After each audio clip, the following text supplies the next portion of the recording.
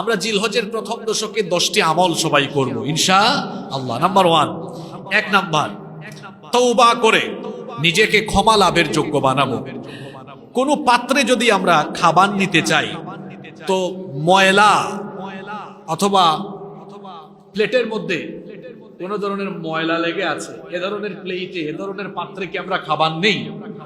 প্রথমে আমরা সেটাকে ধৌত করে পরিষ্কার করে এটাকে খাবার নেওয়ার উপযোগী বানাই, এটাতে খাবার রাখার উপযোগী আমরা বানাই। যেভাবে একটা অপরিচ্ছন্ন প্লেটে খাবার রাখি না, এটাকে পরিষ্কার করে আমরা খাবার রাখার মতো উপযোগী করি, তেমনি আমাদের এই কলুষমুক্ত পাপযুক্ত এই অন্তর, এই নফসকে ক্ষমা লাভের যোগ্য বানাতে হলে এটাকেও আগে ধুয়ে মুছে সাফ করতে হবে।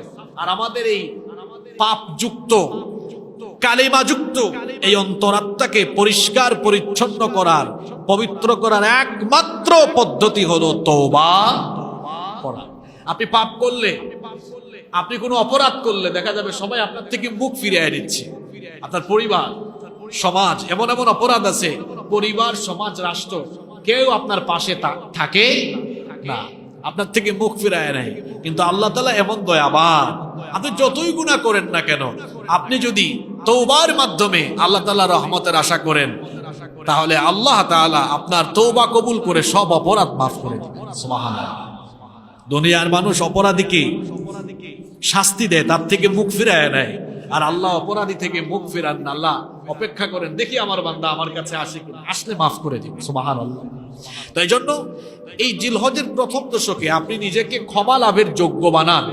আর নিজেকে ক্ষমা লাভের যোগ্য বানাতে হলে তওবা করে নিজেকে আগে ক্ষমা লাভের উপযোগী বানাতে হবে। রাসূল সাল্লাল্লাহু আলাইহি ওয়াসাল্লাম প্রত্যেক দিন তওবা ইস্তেগফার করতেন কয়বার করতেন? এক হাদিসে এসেছে 70 বারের বেশি, আরেক হাদিসে এসেছে 100 বার। তো আমাদের প্রিয় নবী সাল্লাল্লাহু আলাইহি ওয়াসাল্লাম প্রতিদিন তওবা ইস্তেগফার করতেন 100 বার। আমরা করি কয়বার?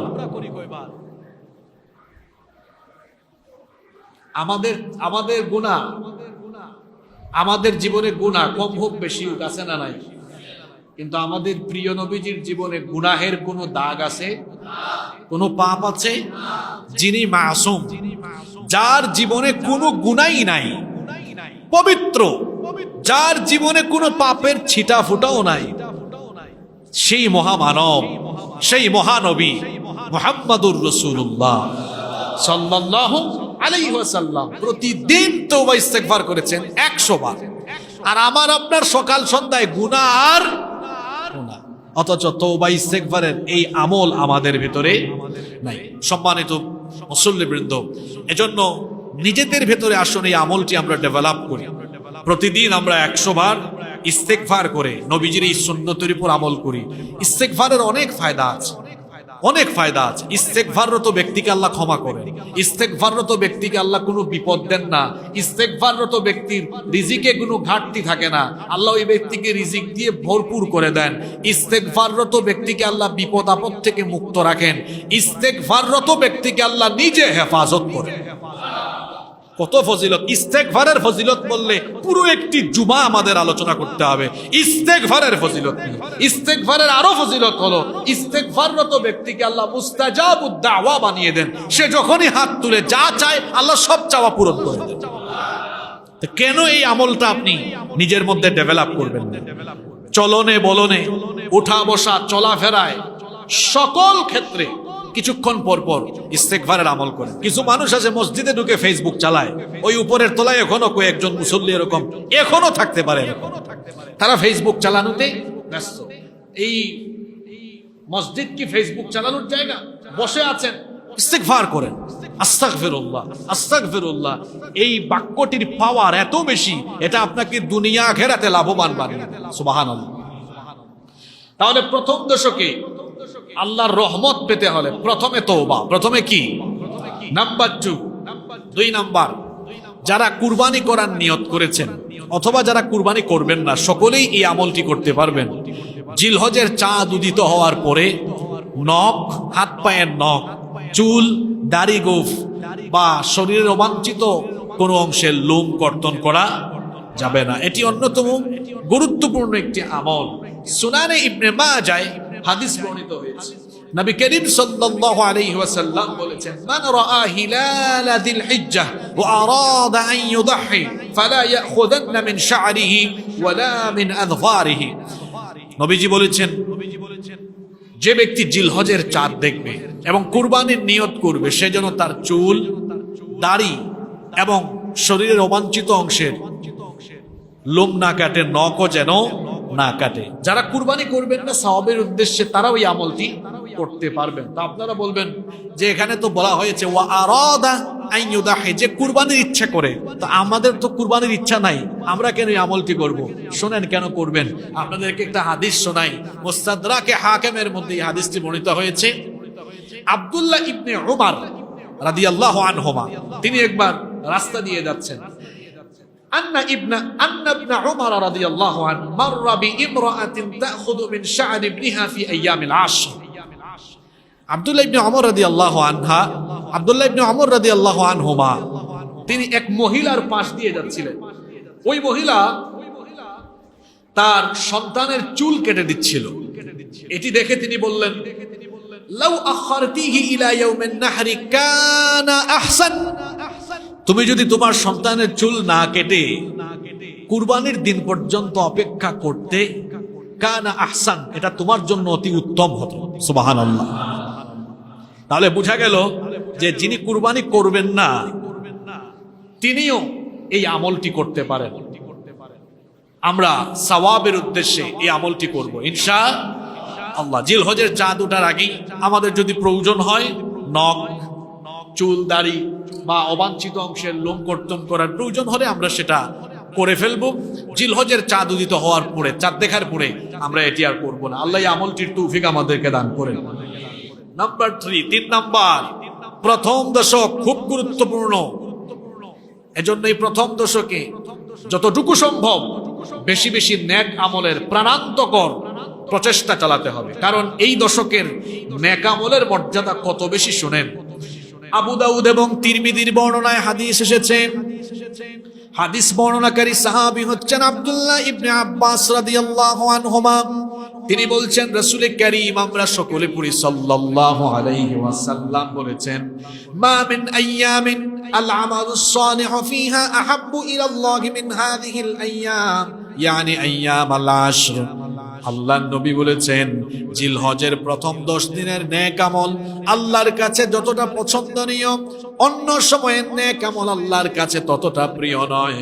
এক সাহাবীরা তখন নবীজিকে জিজ্ঞেস করলেন, ইয়া রাসূলুল্লাহ, সবাই পড়ি সাল্লাল্লাহু আলাইহি ওয়াসাল্লাম, ওয়ালাল জিহাদু ফি সাবিলিল্লাহ, জিলহজ মাসের প্রথম 10 দিন নেক আমল করার চাইতেও আল্লাহর রাস্তায় জিহাদ করা কি উত্তম নয়? আল্লাহর নবী বললেন, লা ওয়ালাল জিহাদু ফি সাবিলিল্লাহ। আল্লাহর নবী বললেন, জিলহজের প্রথম দশকের নেক আল্লাহর রাস্তায় জিহাদ করার চাইতেও জিলহজ মাসের প্রথম 10 দিনের নেক আমল আল্লাহর কাছে অতি উত্তম। আল্লাহর রাস্তায় জিহাদের চাইতে প্রিয় কোনো জিনিস আল্লাহর কাছে নেই। এক হাদিসে এসেছে, নবীজিকে জিজ্ঞেস করা হয়েছে, আল্লাহর কাছে সবচেয়ে পছন্দনীয় আমল কি? নবীজি বললেন as-সালাত। প্রথমে বললেন নামাজ, এরপরে বললেন ওয়াল জিহাদু ফি সাবিলিল্লাহ, আল্লাহর রাস্তায় জিহাদ করা। সাহাবীরা বললেন, নবীজি, আল্লাহর রাস্তায় জিহাদের চাইতে কি জিলহজের প্রথম 10 দিন আমল করা, নেক আমল করা উত্তম? নবীজি বললেন, আল্লাহর রাস্তায় জিহাদ করার চাইতেও জিলহজের প্রথম 10 দিন নেক আমল করা অতি উত্তম। সুবহানাল্লাহ। তবে ইল্লা রাজুলুন খারাজা বিনাফসিহি ওয়া মালিহি ফালাম ইয়ারজি মিন যালিকা বিশাই, ওই ব্যক্তির কথা ভিন্ন যে তার জানমাল দিয়ে আল্লাহর রাস্তায় জিহাদ করে জানমাল কোনোটা নিয়ে বাড়ি ফিরতে পারে নাই, অর্থাৎ শহীদ হয়ে গিয়েছে, তার মর্যাদা ভিন্ন। কারণ শহীদের মর্যাদা সবার থেকে কম না বেশি? আমরা অনেকে শাহাদাতের মর্যাদা বুঝি। শাহাদাতের মউত হলো শ্রেষ্ঠ মউত। মরবেন না এরকম অমর হয়ে থাকবেন, এই মসজিদে এমন কে আছেন? মরতে তো হবেই। মৃত্যু থেকে কেউ আমরা রেহাই পাবো? তো মরতে যখন হবেই, তাহলে শ্রেষ্ঠ মউত যদি পাই, সেটা আমার জন্য ভালো না খারাপ? এই জন্য রাসূল করিম সাল্লাল্লাহু আলাইহি ওয়াসাল্লাম এবং তার সাহাবীরা সব সময় শাহাদাতের মউত কামনা করতেন, তারা শাহাদাতের মউত চাইতেন, কারণ শহীদি মউতের এত বেশি মর্যাদা। আপনি অন্য যে কোনো হালতে যদি মারা যান, মরা বাঁচে, বিচার আছে, হিসাব বা বিচার ছাড়া রেহাই আপনি পাবেন না, কিন্তু শাহাদাতের মউতের এত বেশি মর্যাদা। আল্লাহ নবী বলেছেন, শহীদের কাছ থেকে আল্লাহ কোনো হিসাব নেন না, শহীদের কাছ থেকে আল্লাহ কোনো বিচারও করেন না, বিনা হিসাবে বিনা বিচারে আল্লাহ তাদেরকে জান্নাত দিয়ে দেয়। তো শহীদ হতে হলে ঘরে বসে শহীদ হওয়া যায়? শহীদ হতে হলে আপনাকে শাহাদাতের কাজে থাকা লাগবে। আর শাহাদাত এটা নসিব হয় কিভাবে? ইসলাম বিরোধীদের মোকাবেলায় ইসলামকে প্রতিষ্ঠার কাজে যিনি থাকবেন তার শহীদ হওয়ার সুযোগ আছে। আপনি ইসলাম প্রতিষ্ঠার কাজে না থেকে শহীদ হওয়ার কোনো সুযোগ আছে? আপনি ইসলামের পক্ষে কথা বলবেন, ইসলাম বিরোধীরা এতে আপনাকে হুমকি ধামকি দিবে, জেলখানায় নিয়ে রাখবে, প্রয়োজনে ইসলামের কথা বলার কারণে আপনাকে ফাঁসি দিয়ে মেরে ফেলবে। তাহলে বোঝা গেল ইসলামের পক্ষে কথা বললে শহীদ হওয়ার সুযোগ আছে, কিন্তু জান বাঁচানোর মতো কাজ করে চললে শহীদ হওয়ার কোনো সুযোগ, হিকমত খাটায় চললে আপনি শহীদ হতে পারবেন না। শহীদ হতে হলে ইসলামের পক্ষে কথা বলা, ইসলামের পক্ষে কাজ করা, দিন কায়েমের আন্দোলনে নিজেকে শামিল রাখতে হবে, নইলে তো শহীদ হওয়ার কোনো সুযোগ নাই। তো শাহাদাতের মউত হলো শ্রেষ্ঠ মউত, এটি জীবনের শ্রেষ্ঠ পাওয়া। এজন্য আমাদের সকলকে অন্তরে শাহাদাতের তামান্না রাখতে হবে। শাহাদাতের তামান্না যদি অন্তরে রাখেন, সারা জীবন আপনি দিন কায়েমের পক্ষে কাজ করেন, যদি নসিবে শাহাদাত নাও থাকে লাভ আছে। লাভটা কি? যে ব্যক্তি সারা জীবন অন্তরে শহীদ হওয়ার তামান্না লালন করবে, শহীদ না হয়েও যদি মারা যায়, নবীজি বলেছেন, মান সাআলাল্লাহু শাহাদাতা মান সাআলাল্লাহু শাহাদাতি বিসিদকিন বাল্লাগাহু আল্লাহু মানাজিলাশ শুহাদাই ওয়া ইম্মা তাআলা ফিরাশিহি। নবীজি বলেছেন, শাহাদাতের তামান্না রেখে কেউ যদি শহীদ না হয়ে বিছানায় শুয়ে থাকা অবস্থায় মারা যায়, সারা জীবন অন্তরে শাহাদাতের তামান্না লালন করার কারণে আল্লাহ ওই ব্যক্তিকে মরার পরে শহীদ হিসাবেই মর্যাদা দিয়ে আল্লাহ তাকে শাহাদাতের মর্যাদা দান করবেন। সুবহানাল্লাহ। তাহলে অন্তরের মধ্যে শাহাদাতের মর্যাদা রাখার দরকার আছে না নাই? শাহাদাতের তামান্না রাখার দরকার। এই শাহাদাতের তামান্না রাখতে হবে। আর শহীদ হতে হলে নবীজির সুন্নত বাস্তবায়নের কাজ করতে হবে। নবীজির সুন্নত কি? শুধু কদু খাওয়া, লাউ খাওয়া, চোখে সুরমা লাগানো, খাবার শেষে মিষ্টি খাওয়া, হ্যাঁ এগুলোও সুন্নত, এগুলোও গুরুত্বপূর্ণ। কারণ নবীজির প্রত্যেকটা সুন্নতকে আমরা ভালোবাসি। সারা দুনিয়ার সবকিছুকে একদিকে রেখে, এক পাল্লায় রেখে, নবীর একটা সুন্নতকে আরেক পাল্লায় রাখলে সারা দুনিয়া, এমনকি সৃষ্টি জগতের সবকিছু মিলেও নবীর একটা সুন্নতের সমান হবে না। কিন্তু নবীজির জীবনের সবচেয়ে বড় সুন্নত হলো, নবীজি এসেছিলেন এই পৃথিবীতে মানুষের মন গড়া, তৈরি করা সমস্ত মতবাদের শিকড়কে গুড়ায় কেটে দিয়ে আল্লাহর জমিনে আল্লাহর হুকুমত কায়েম করা। এটি ছিল নবী এই দুনিয়াতে আগমনের উদ্দেশ্য। এই বিষয়ে সবাইকে এক হয়ে যেতে হবে। এক হয়ে যে কাজ করলে তখনই আপনার শহীদ হওয়ার রাস্তা খোলা হবে। তাহলে শাহাদাতের মউতের তামান্না আমাদের ভেতরে আছে তো? আল্লাহ আমাদেরকে কবুল করেন। তাহলে জিলহজের প্রথম দশকের নেক আমল আল্লাহর রাস্তায় জিহাদের চাইতেও উত্তম। তাহলে এই দশকে আমরা বেশি বেশি নেক আমল করব, দৈনিক এবং মৌলিক সকল ইবাদতগুলো আমরা করব। দৈনিক ইবাদত কি? 5 ওয়াক্তের নামাজ। এটা কি মাঝে মাঝে, সাপ্তাহিক না দৈনিক? দৈনিক আর মৌলিক যত ইবাদত আছে এগুলো করার পাশাপাশি নফল নামাজ, দান, সাদাকা, কোরআন তেলাওয়াত, এরপরে অন্যান্য যত ভালো কাজ আছে আমরা এই দশকে বেশি বেশি করব ইনশাআল্লাহ। নাম্বার 4, ঈদের দিন ছাড়া জিলহজের 10 তারিখে হলো ঈদুল আজহা, এর আগের 9 দিন আমরা চেষ্টা করব এই 9 দিন রোজা রাখতে। কারণ এটি ছিল নবী করিম, আমরা পড়ি সাল্লাল্লাহু আলাইহি ওয়াসাল্লামের আমল। নাম্বার 5 নাম্বার আমল হচ্ছে এই 10 দিন বেশি বেশি আল্লাহর জিকির করা। বেশি বেশি আল্লাহর কি করা? জিকির করা। এখন আমাদের দেশে তো কত জাতির জিকির আছে, হুক্কুর হুক্কুর জিকির আছে। তারপর ডান দিকে মাথা ঝুলানো, বাম দিকে মাথা ঝুলানো, এরকম জিকিরও আছে আমাদের দেশে। হ্যাঁ, 2 জিনিসের পদ্ধতি বেশি। একটা হলো জিকিরের পদ্ধতি, আরেকটা হলো মাজারের বিভিন্ন নামের পদ্ধতি। আমি 15-20 দিন আগে গিয়েছিলাম দক্ষিণাঞ্চলে। তো আমি কুষ্টিয়ায় যাচ্ছি, যাওয়ার আগে রাজবাড়ি পড়ে, রাজবাড়ি শহরেই দেখলাম বিরাট বড় সাইনবোর্ড। সাইনবোর্ডের মধ্যে লেখা যে বাবা জামাই পাগল এর মাজার শরীফ। কি পাগল? তো বিষয়টা আমার কাছে খুব ইন্টারেস্টিং মনে হলো। আমি একটু ছবি তুললাম, অনেকে হয়তো ফেসবুকে দেখছেন তাই না? এটা দিয়েছি এই কারণে আমার কাছে মনে হইলো আচ্ছা জামাই পাগলও যদি থাকে তাহলে নিশ্চয়ই বউ পাগলও থাকতে পারে। একটু মানুষের কাছে জানতে চাই যে জামাই পাগল আমি পাইছি, বউ পাগল কোনো বাবা আছে কিনা। এটা দেওয়ার পরে 4-5 মিনিটের মাথায় পাওয়া গেছে মুন্সিগঞ্জে বউ মস্তান একজন আছে। কোথায় আছে? মুন্সিগঞ্জে। একদম ওই ব্যক্তিও আমার মতো ছবি তুললা দিয়ে দিছে, হুজুর আমার বাড়ির পাশে, আমার বাড়ি মুন্সিগঞ্জ, আমার বাড়ির পাশে এখানে আছে বউ মস্তান। কি মস্তান? জামাই মস্তান, জামাই পাগল, বউ মস্তান, বউ পাগল সবই আছে, ডাইলও আছে, চাউলও আছে। এমনকি আমরা প্রাকৃতিক প্রয়োজনে যে হেড অফিসে যাই, হেড অফিসে ব্যবহারের বদনার নামেও মাজার আছে। কি বলেন আপনারা? এই দেশে মাজারের যেমন আজগুবি নাম আর পদ্ধতি আছে, জিকিরেরও তেমন আজগুবি পদ্ধতি আছে। কোথায় কোন বাবার জিকির করো? জিকির হবে আল্লাহর নামে। জিকির হবে কার নামে? তোমার কোন বাবার জিকির তুমি করো? বাবা বেশি হওয়া ভালো না কম হওয়া ভালো? এই বাবা ওই বাবার জিকির করে এত বাবা হইলে তো মানুষ বুঝে জন্মেই সমস্যা আছে তার।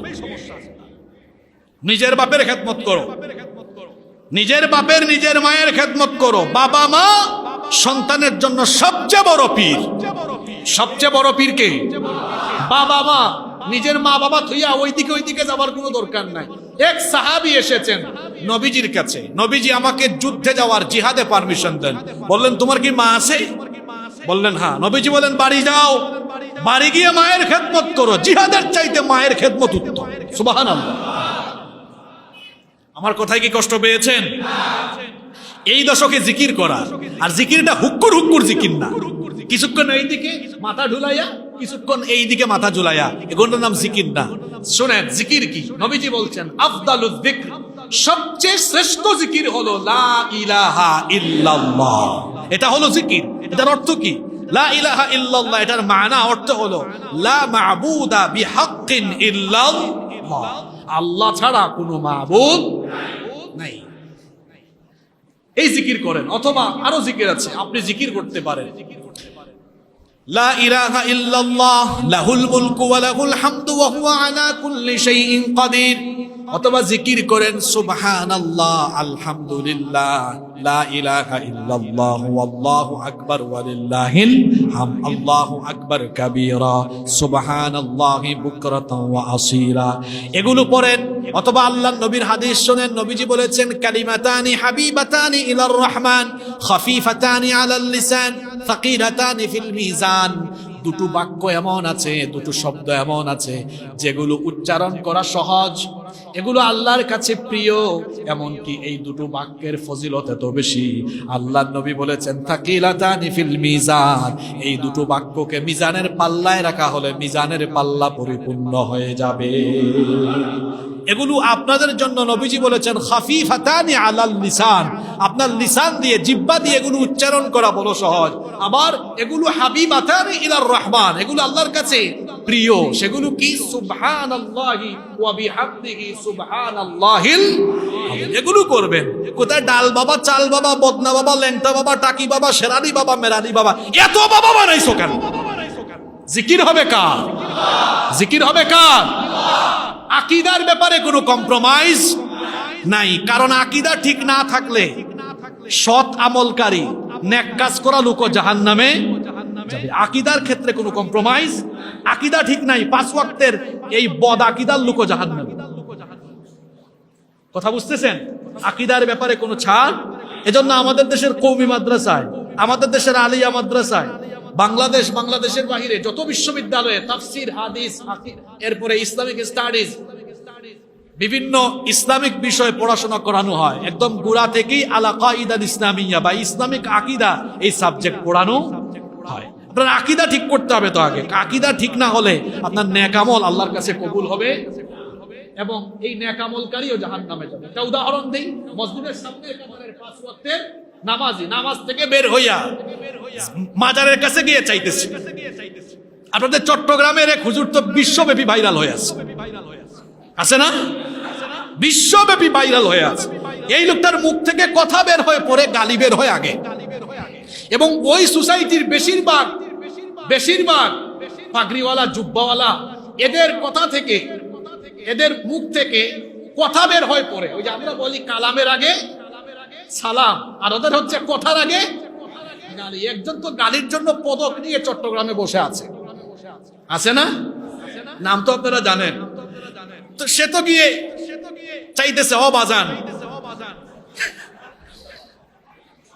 বলতেছে কি অবাজান ছেলেগুলা পরীক্ষা দিবে, ইমতিহান মে কামিয়াবি, তাই না? পরীক্ষা ওখান থেকে পাস করাইতে পারবে? আচ্ছা, আপনাদের কমন সেন্স কি বলে?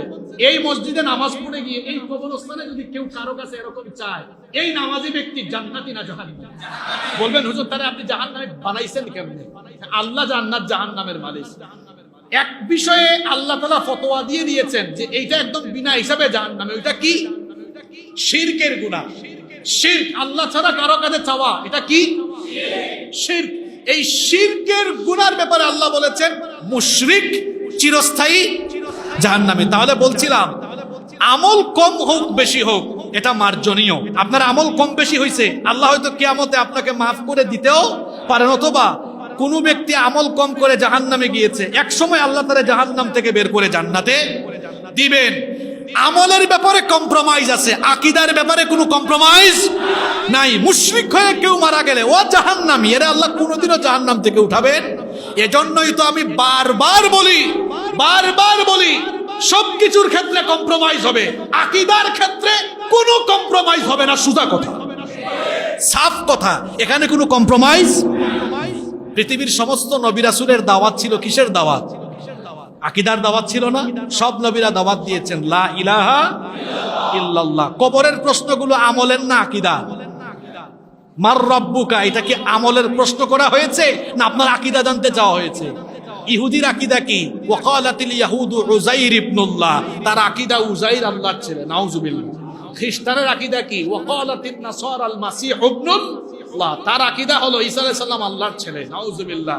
আর আমার আকীদা কি? লা ইলাহা ইল্লাল্লাহ। তো প্রথম প্রশ্নটা কবরের আমলের প্রশ্ন না আকীদার প্রশ্ন?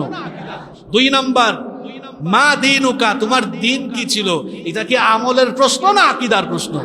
3 নাম্বার প্রশ্ন মান নাবিয়্যুকা, তোমার নবীকে অথবা নবীজিকে দেখায়া বলা হবে মা হাদার রাজুল আল্লাযী বুইসা ফীকুম, উনাকে চিনো যাকে তোমাদের জন্য প্রেরণ করা হয়েছে।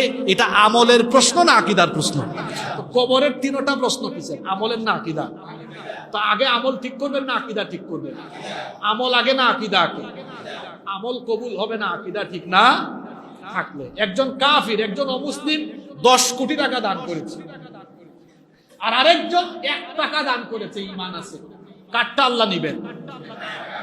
কাটটা নিবেন? 1 টাকা, কিন্তু অত 10 কোটি দিয়েছে, আল্লাহ ওরটা নিলেন না কেন?